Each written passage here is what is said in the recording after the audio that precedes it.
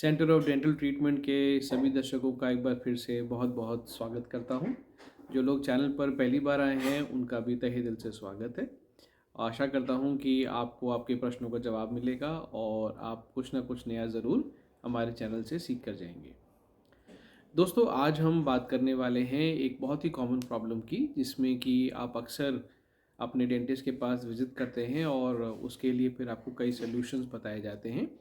और दांतों का जो आप क्राउन्स लगवाते हैं अक्सर रूट कैनाल के बाद, आज का जो शीर्षक है ये उससे संबंधित है।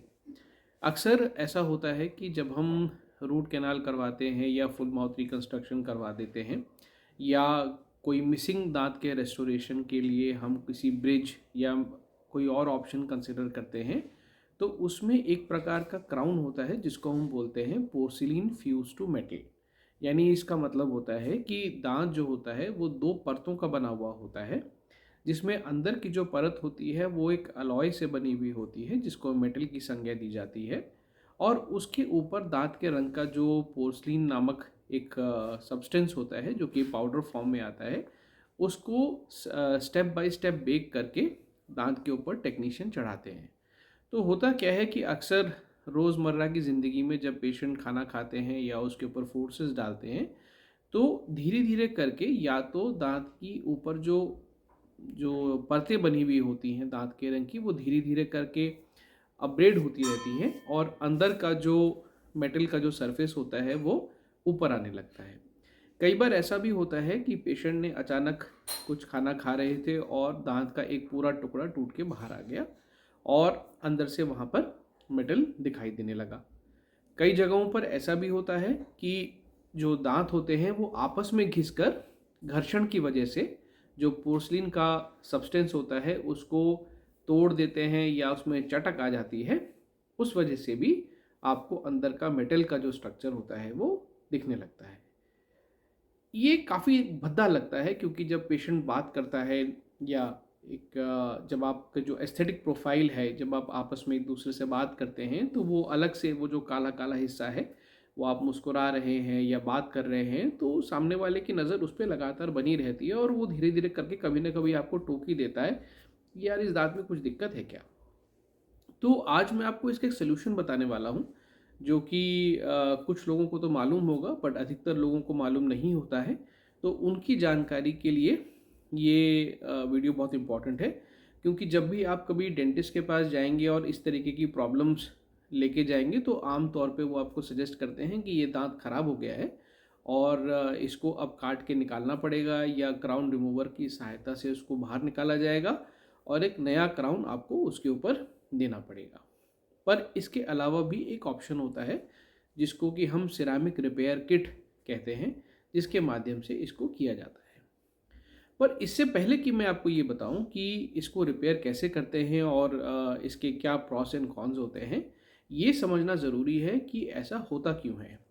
क्योंकि मान लीजिए हमने इसको रिपेयर भी कर दिया लेकिन कुछ समय के बाद फिर से वही प्रॉब्लम आ गई, तो दोष तो डॉक्टर में ही निकाला जाएगा कि भाई आपने ठीक से नहीं बनाया। तो इसीलिए इस बात का जजमेंट लेना कि ये एक्चुअली में टूटा क्यों है या वो घिसा क्यों है, ये ज़्यादा ज़रूरी है। इसके बाद ही आप उसके उपचार के बारे में सोच सकते हैं। तो शुरुआत होती है कि जब कोई पेशेंट पेशेंट जब डॉक्टर के पास आते हैं किसी रूट कैनाल के लिए या किसी मिसिंग ब्रिज के रेस्टोरेशन के लिए, तो जो जगह चाहिए होती है वो जगह डॉक्टर्स पर्याप्त रूप से नहीं बना पाते, या जब आप डॉक्टर आपको कहते हैं मुंह बंद करिए जगह चेक करने के लिए, तो पेशेंट मुंह ठीक से बंद नहीं करते, जिसकी वजह से जो जगह है वो एक्चुअली ज़्यादा दिखती है जबकि होती कम है। तो नाप के हिसाब से तब डॉक्टर उसको नाप लेके भेज देते हैं, तो जो क्राउन बन कर आता है वो ऊंचा बन करके आता है और फिर उसको एडजस्ट करने के चक्कर में कई बार तो डॉक्टर ही उसको ट्रिम कर देते हैं और अंदर से मेटल का सब्सटेंस बाहर आ जाता है। ऐसा भी होता है कि आपकी साइड डिसबैलेंस है। मान लीजिए आपने कोई दूसरी तरफ पहले से आपने क्राउन एंड ब्रिज लगवा रखा है और इस तरफ ऑपोजिट साइड पे उसका काम चल रहा है और वो साइड आपकी बैलेंस में नहीं है। तो क्योंकि वहाँ बैलेंस बराबर नहीं चल रहा है तो दांत आपस में रगड़ खाते रहते हैं और इस वजह से भी दांत वहाँ पे घिस जाते हैं और अंदर मेटल का जो सरफेस है वो एक्सपोज हो जाता है। और क्या कारण हो सकता है? लेबोरेटरी का कारण हो सकता है। कि लैब में जब इसको स्टेप बाय स्टेप फायरिंग करते हैं तो इम्प्रॉपर टेम्परेचर की वजह से या जो उसको पकाया जाता है उसको ठीक से ना पकाने की वजह से या स्टेप्स फॉलो ना होने की वजह से वो अधपका रह जाता है। और जैसे आपने कांच के कप्स अक्सर टूटते हुए देखे होंगे या कि वो रखा रखा चटक जाता है, तो उस वजह से भी वो वहाँ पे चटक सकता है और एक हिस्सा टूट के बाहर आ सकता है। इसके अलावा कई बार ये भी होता है कि जब उसको एडजस्टमेंट करनी पड़ती है, जब जैसे मान लीजिए लेबोरेटरी से क्राउन बन करके आया और अब आपके मुंह में उसकी टेस्टिंग चल रही है, उसकी एडजस्टमेंट चल रही है,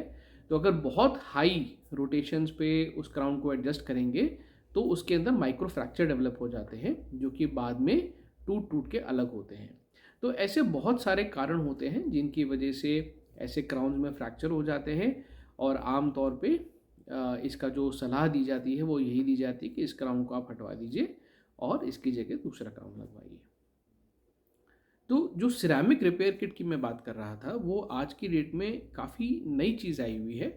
और इसमें जैसे हम दांत के अंदर भराव करते हैं, फिलिंग जिसको कहते हैं, लेज़र कॉम्पोजिट्स की मदद से बिल्कुल वैसे ही इस दांत को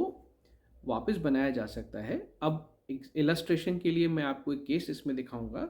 जिसमें कि सामने का दांत है, कैनाइन है, और वो सामने से चटक गया है और चटकने की वजह से जो अंदर का मेटल का सरफेस है वो दिखने लगा है।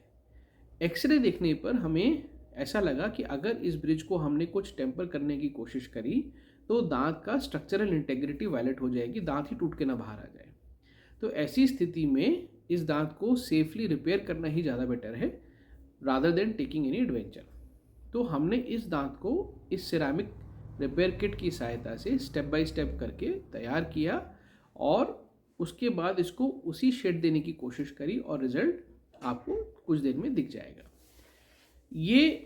किट अलग से मार्केट से ख़रीदनी पड़ती है, किसी भी डॉक्टर के पास पहले से उपलब्ध होती नहीं है। तो आपके केस के हिसाब से, आपके शेड के हिसाब से उनको इसके लिए तैयारी करनी होती है और इसमें काफ़ी स्ट्रॉन्ग एसिड्स यूज़ होते हैं। तो इसीलिए जब ये ट्रीटमेंट किया जाता है तो पेशेंट को ख़ास तौर से सलाह देनी होती है कि भाई पूरा आइसोलेशन वगैरह फॉलो कर लेना और कोई भी दिक्कत हो तो पहले बता देना ताकि आपका ये जो एसिड है ये कहीं स्पिल ओवर ना हो।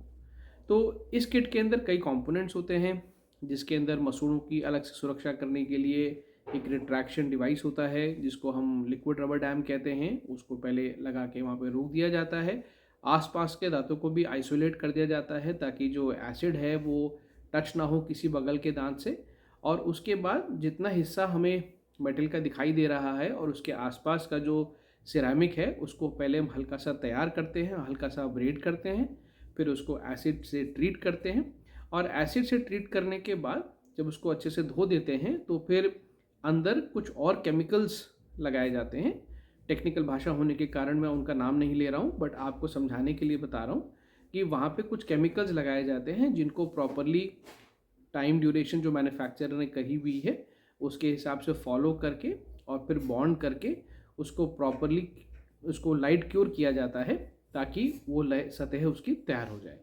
फिर मेटल का रंग छुपाने के लिए अंदर एक ओपिकर लगाया जाता है ताकि जो मेटल का काला रंग है वो उससे दब जाए और फिर परत परत करके जो है दांत के रंग का या जो क्राउन हमने लगाया हुआ है उसके रंग का शेड धीरे धीरे करके बिल्ड करते हैं और उसको पकाते हुए चलते हैं। और फाइनली जब एक बार पूरा दांत बन जाता है तो फिर उसको एडजस्ट करना होता है क्योंकि अगर आपने फिर से वही चीज़ छोड़ दी तो वो टूट सकता है। तो आर्टिकुलेटिंग पेपर की सहायता से जगह जगह निशान चेक करके जब सारे दांत रिलीव हो जाए तो फिर उसको अच्छे से पॉलिश करें और वो दांत आपका वापस पहले जैसे हो जाएगा। तो आज का जो सबक है वो इसी से रिलेटेड था कि अगर आपको कभी कुछ ऐसा दिखाई दे कि कोई दांत का हिस्सा टूट गया है और मेटल दिख रहा है तो घबराने की ज़रूरत नहीं है। अपने ट्रस्टेड डेंटिस्ट के पास जाएं, उनसे चर्चा करें और इस पे ऑप्शंस कंसिडर कर लें कि ब्रिज चेंज करना ज़रूरी रहेगा या क्राउन चेंज करना ज़रूरी रहेगा या इसको रिपेयर किया जा सकता है। तो मैं आशा करता हूँ आज का वीडियो आपके लिए काफ़ी ज्ञानवर्धक रहा होगा और कभी ऐसी अगर आपके सामने प्रॉब्लम आए तो अब आप उसका बेहतर तरीके से मैनेजमेंट कर पाएंगे। चलिए मिलेंगे हम जल्दी ही एक और नई वीडियो के अंदर, तब तक अपना ध्यान रखिए। नमस्कार।